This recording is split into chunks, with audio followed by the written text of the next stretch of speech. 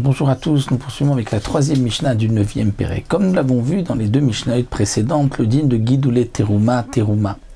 Si on a semé des grains de Terouma, on avait du blé, on a prélevé la Terouma, ces grains de Terouma, on les a semés, ce qui va pousser dans le champ est aussi Terouma.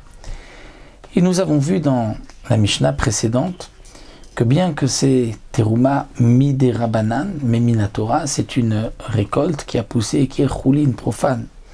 Donc cette récolte, comme nous l'avons vu, on devra laisser PA, c'est-à-dire une partie du champ qui ne sera pas moissonnée, qui sera laissée aux pauvres, comme nous l'avons vu dans ma Masechet PA. Ou aussi les quêtes, les épis de blé qui vont tomber au moment où on va moissonner, ce qui tombe, on laisse pour les pauvres. Ou shikha, si on a oublié un tas, si on a oublié des épis. Et donc la Mishnah continue maintenant et nous dit maintenant cette terouma que nous allons récupérer, ce champ qui a poussé de terouma dans le cas où on devait le laisser, dans le cas où on ne s'en est pas rendu compte alors que la récolte avait déjà atteint un tiers de sa maturité, donc on doit laisser le champ terouma. Donc la récolte qu'on va récupérer, on doit la réserver uniquement au Kohanim, mais chayevet b'maasrot ou b'maaserani. Il faudra faire les prélèvements des maasrot, c'est-à-dire le maaser, tous les prélèvements de maaser, et aussi le maaser ani, le maaser pour le pauvre. Alors, c'est vrai qu'on prélèvera aussi la terouma, bien que ce n'est pas marqué la terouma gedola, c'est marqué juste maasrot. Le din est le même. En général, lorsque les chachamim parlent de maasrot, parfois ça inclut aussi la terouma.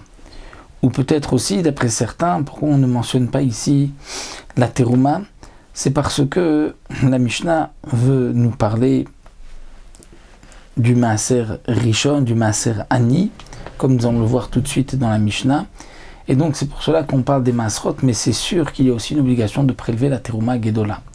Donc chayevet b'maasrot, ce champ, qui est un champ de gidoulé terouma, où la récolte a un statut de terouma, il y a une obligation de faire tous les prélèvements, dont le maaser rishon et le maaser ani, le maaser qui est réservé aux pauvres en fonction des années, puisque la troisième et la sixième année, c'est maaser ani. Première, deuxième année, quatrième et cinquième, c'est maaser sheni, en fonction des 7 années, donc de la Shemitah. La 7e année Shemitah, il n'y a pas de prélèvement.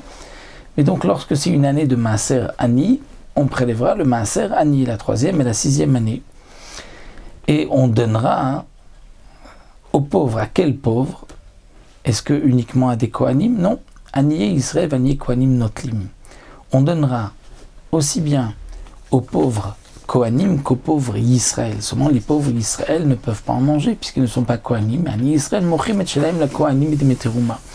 Ils pourront vendre ce qu'ils ont reçu, ce qu'ils ont récupéré à d'autres Kohanim pour le prix de la Terouma qui est moins cher sur le marché que choulin, parce que la terouma n'est réservée qu'au Kohanim, mais ne peut être mangée qu'en état de pureté.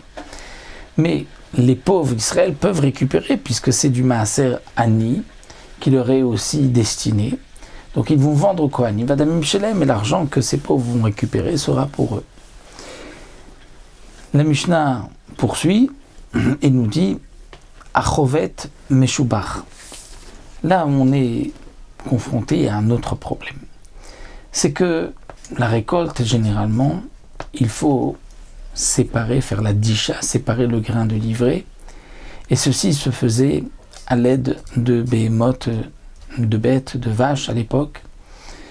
Et nous avons une interdiction, l'otarsom shor bedisho. Il est interdit d'empêcher le taureau, la vache, la bête, lorsqu'elle va écraser la récolte, il est interdit de l'empêcher de manger. Mais ici, on ne pourra pas donner à manger à la bête d'un Israël, puisque la terouma est réservée au Kohanim. Donc comment faire pour pouvoir écraser la récolte et ne pas transgresser cette interdiction qui est « n'empêche pas la bête de manger » et là la bête ne peut pas manger. Alors la Mishnah nous dit le mieux à Chovet Meshubach, celui qui va frapper la récolte avec des bâtons et donc de cette manière séparer le grain du livret, et il n'aura pas besoin d'utiliser les animaux, Meshubach, ça c'est le mieux. Puisque on ne peut pas donner à la vache d'un Israël à manger cette récolte qui est terouma. Ve'adash, et si on ne peut pas, on n'y arrive pas, et qu'on veut écraser avec des animaux ketsadia, c'est comment faire? Eh bien c'est simple. Tolek fifot betzavare be'ema.